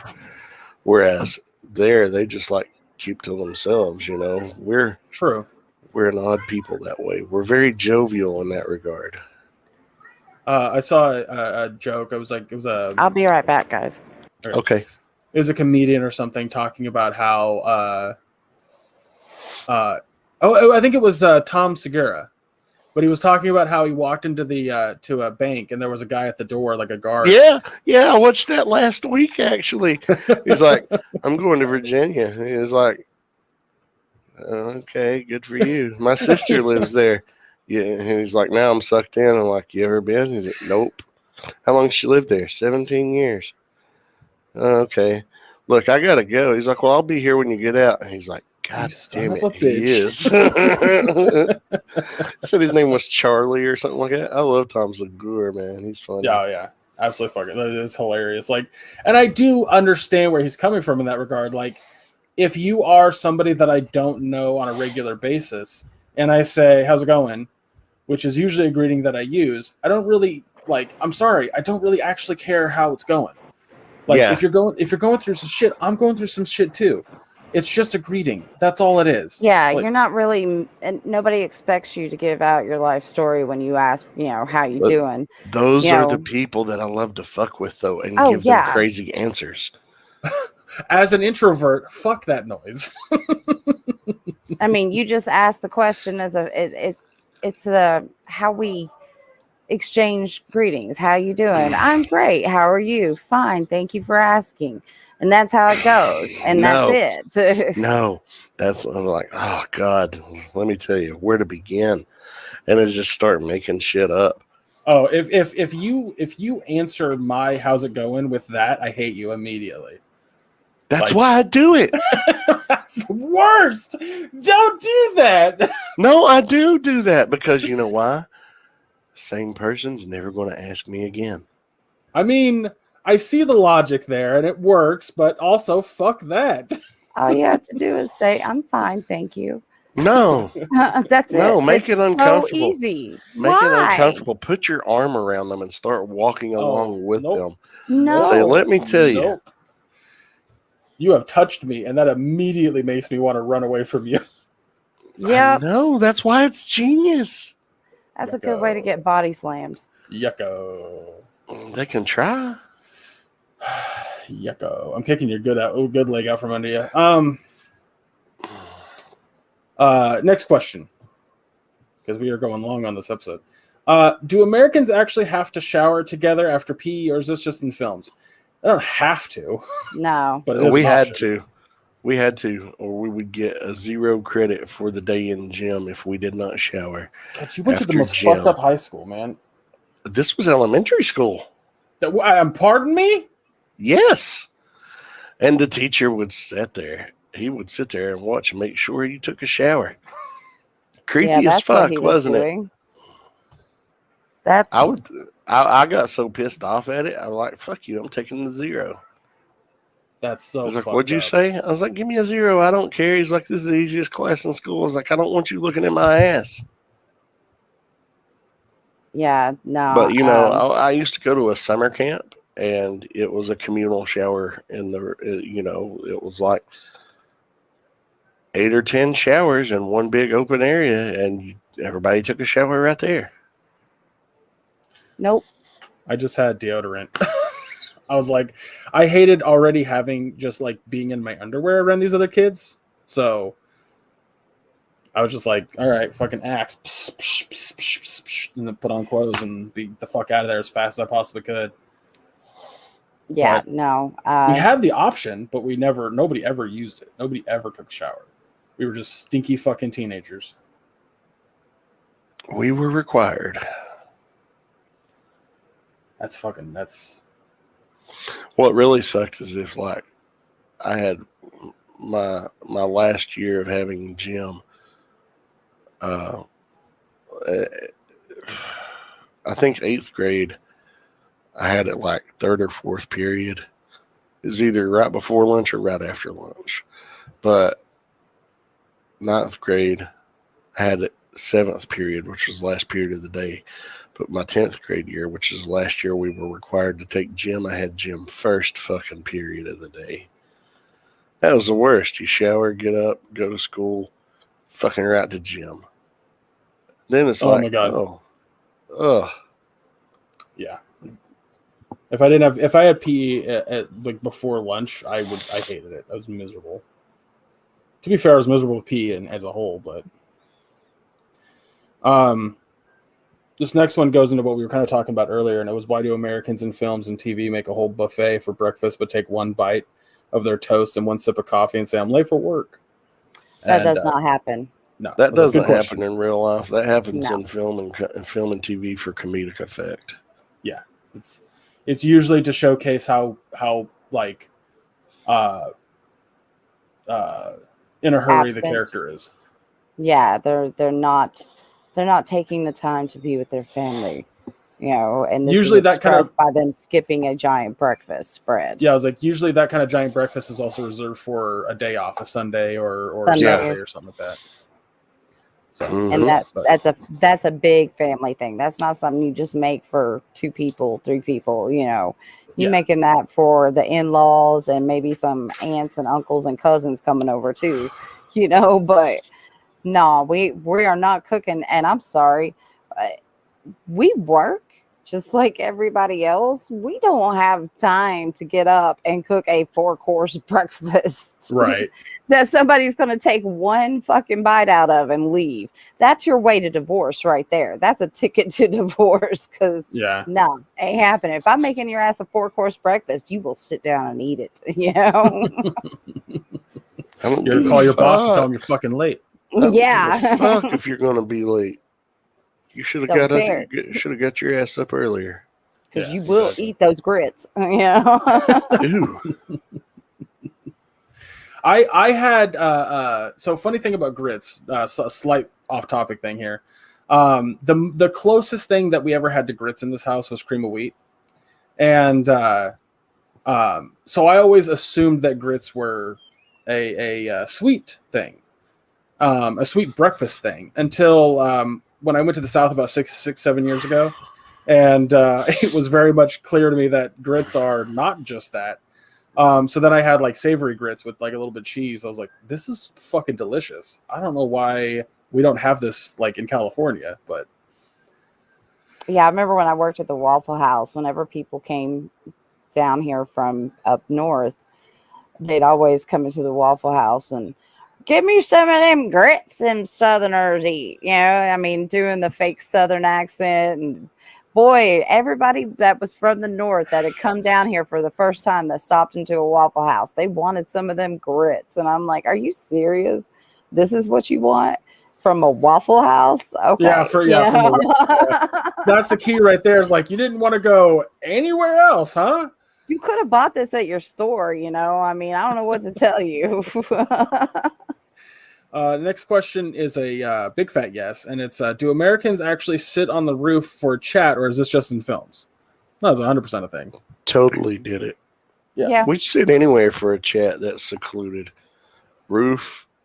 You know, I grew up on a farm. Barn loft was very popular. Yeah. You know, I'm not going to lie. I've sat on top of a mausoleum in a cemetery before having a talk. Yep. You know, it's just wherever. But a rooftop is not an unpopular place to go and sit and chat and just shoot the shit. You have access, It's isolation. Yeah. It's about isolation and being able to observe your surroundings and what I love doing was during on the 4th of July evenings, there would be fireworks in the sky in multiple locations. So we'd sit up on the roof with a few beers and just wait for the fireworks. Like that shit's super fucking nice. But cool. This next question is I don't get why they're asking it because it should be fucking obvious, but why do Americans in TV shows have bottles of water sitting in the fridge? To keep them cold. Okay, this is a European thing. They don't drink cold beverages for the most part over there. Yeah. Everything's tap room temperature. That is weird. Yeah. Yeah, we put like if ice you in go everything. we put ice in everything. We put a lot of ice in everything. And if you go to Europe and you ask for ice in something, they look at you weird. And then if they put like 1 or 2 cubes in and you ask for more, they're like, what the fuck is wrong with you? There's a girl that I follow on TikTok who loves trying American snacks. She fucking fell in absolute love with ranch. And that's not a snack. Well, I'm just saying, like most of her content is snacks, but she was given a bottle of Hidden Valley, and she's like, I put this shit on everything now. Just like Americans do. It was so fucking if they funny. like ranch. Thankfully, I do not. My sister asked me about ranch on pizza, and she was like, "That's disgusting." I was like, "No, that's delicious. That is I've seen people amazing. do it. I love ranch on I've pizza." done it. Now, I don't like ranch on pizza, but I know people that do. But you know what I do like? Sometimes, not all the time, but sometimes, French dressing on pizza. Not tried that one. It would depend on the pizza. Killer. It's killer with cheese sticks. I mean, I see it being good, but I wouldn't do it like pizza style cheese sticks. Yeah. Instead of dipping them in pizza sauce, dip them in French dressing. It's pretty fucking killer. Creamy French. Anyway, I was gonna say the girl did was she did a tour of her house, and in neither her fridge or anywhere in her house was the ability to make ice cubes. And one of the other things that was crazy was they don't have garbage disposals. They don't have AC units. Well, they're also in climates that don't require air conditioning as much. True. Very true. It still gets hot over there during the summer, but yeah, she was just like she showed that she doesn't have a garbage disposal. And that, I think, was the craziest one to me. I was like, well, how do you deal with that? Like, I don't understand. And she was just like, we just don't put anything food wise, and like we throw it all the way first. I was like, yeah, I don't have a garbage disposal. Yeah, we don't have a garbage disposal. We don't have one. We just scrape our plates into the trash can and put them in the sink. That's crazy. I mean, I don't put food directly into the sink to begin with. Usually if I have a plate that has some food on it that needs to be disposed of, I scrape into the trash and then put the plate into the sink. But I've never not had a garbage disposal. See, if you've got, like, we do dishes by hand still. So we have this little thing. It's like a sieve that's made to fit into the drain. So if there's any extra food, it will be caught in the sieve. And when you're done, you just pull it up and dump it in the trash, and that's it. But you don't put food down your sink. this is how most of us live. We don't have garbage disposals. That's wild. I've only lived in a is- couple of places that had a garbage disposal, to be honest with you. Only a couple of Yeah, places I've in only my lived life. in I've only lived in 2 that had a garbage disposal. Yeah, and and most of the most time of I the didn't know time- what to do with it. Most of the time, it wasn't even used.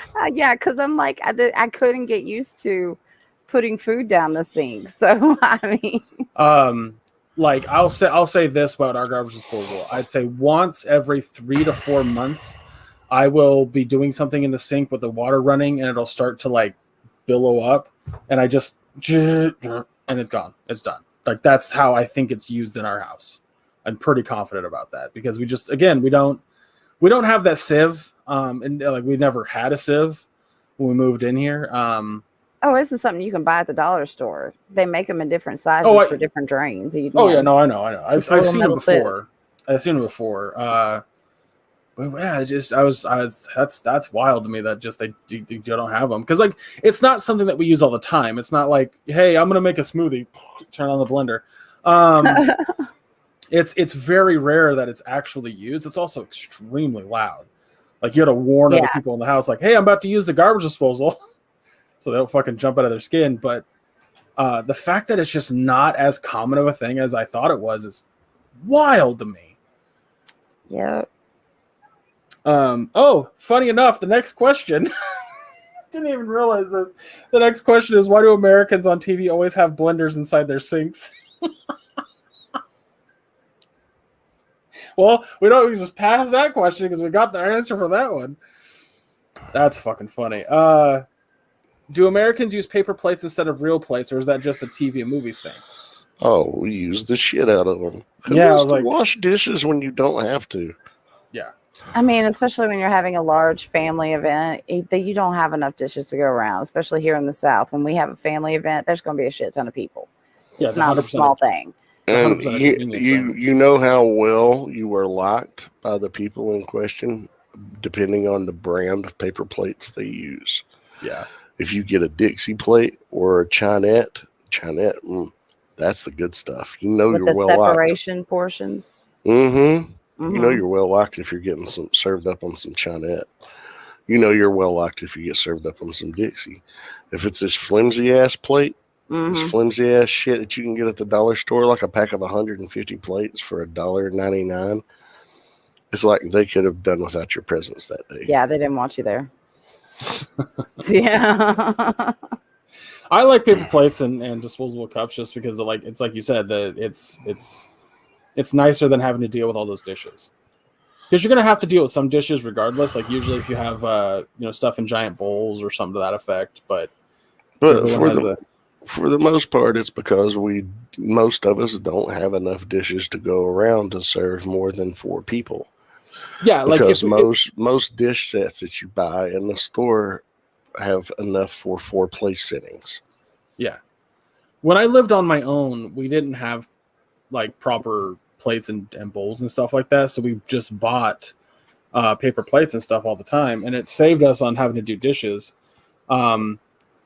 That being said, like in the places where there were dishes, we just got a regular plate and washed it. Like it wasn't. Yeah. It's usually paper plates and disposable cups are used for giant gatherings, not Yeah. just Not casual on the, everyday not on amounts. the, every day. Like we don't keep them, No. but there's only 3 of us, and we usually end up eating off of the same plate or out of the same bowl on a daily basis. We just wash and reuse. But it's like, say we go to my sister-in-law's, Betty, you've been a part of this when we've had like a potluck before. We absolutely used paper plates and plastic cutlery and disposable cups. And do you know they also make these, which I'm sure you've used them before as well, these little wicker basket plates for your paper plates. to Yeah, give my them more grandmother used to have stability. those. My grandmother Yeah. used to have those. She had them. Now, and if we you used can't them a lot. afford the Chinette or the Dixie, this is what you gave to your guests with the cheap paper plates because that gave it stability. I'm And poor. you I could hold can't it like a afford the. regular dinner plate. Yeah, you can hold it like a regular dinner Well, plate. she had them left over from like the 70s, And when she would have big dinners, you know, instead of washing all the dishes, even though she had a dishwasher, we would just break out the paper plates on those because it was a lot easier to do, you know, less to clean up. Yep. And much And more portable. she had wicker ones, and she also had plastic ones that were dishwasher safe. Oh, that's cool. Nice. So Yeah. when we did like cookouts and stuff out on the driveway, we just always broke those out. Yep. My mom has had a habit recently though of keeping the plastic disposable like to go containers that we get from restaurants and stuff like that we get, you know, got a meal, whatever. And it's driving me nuts because she's keeping too many of them. A few I understood, but now she just has like a surplus of these things. And there was one time where she wanted to keep something that I had, and I was like, Mom, are we living in the Great Depression? Like, the fuck is happening right now? And she's like, you never know when you're going to need them. I'm like, are we becoming hoarders? Is that what's happening? This seems like a lot. She keep her butter dishes or butter tubs and reuse those? Because everybody reuses the butter tubs. We reuse pudding cups and Jello cups for, like, you know, we'll clean them out and then use them for like condiments. You know, so you don't have to put it on your plate if you got too much stuff on your plate. You Great got a little dipping cup. Yep. Yeah. Okay, we have those. We have those in the house that aren't those, but for some reason we keep them. So weird to me. Anyway, this last one here is, do Americans really say question before they ask a question, or is it just in movies? No, we do. say it. Yeah, Greg did it earlier. Yeah, literally. In this broadcast, he said question, and I said answer. I usually do it when I'm trying to let the person know who's talking that I want them to make a point that, or answer something that I'm curious about in the middle of what they're saying. It's an interjection for me is what it's used for. Other than that, like, maybe I use it in other situations. I don't know.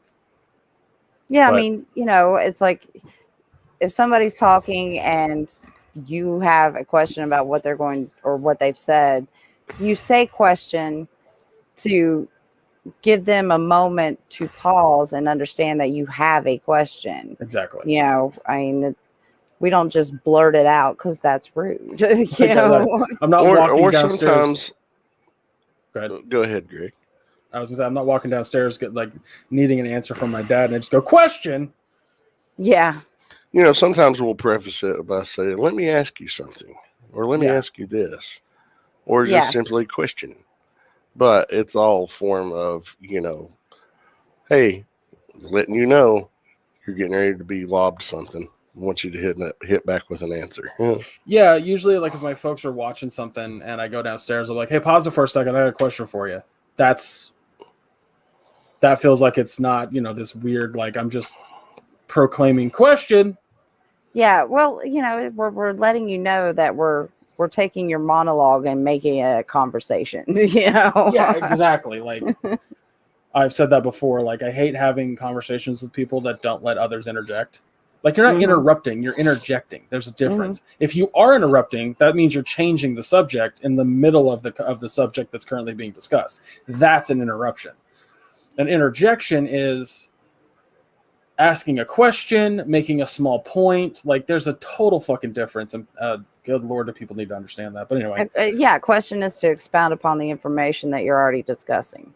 Right. You know, you're just increasing your knowledge about that particular topic. And yeah, we do it because we feel not to do it is rude. We don't just well, what do you think about this? You know, you got to say, hey, question, time to pause and let's see what we can do here.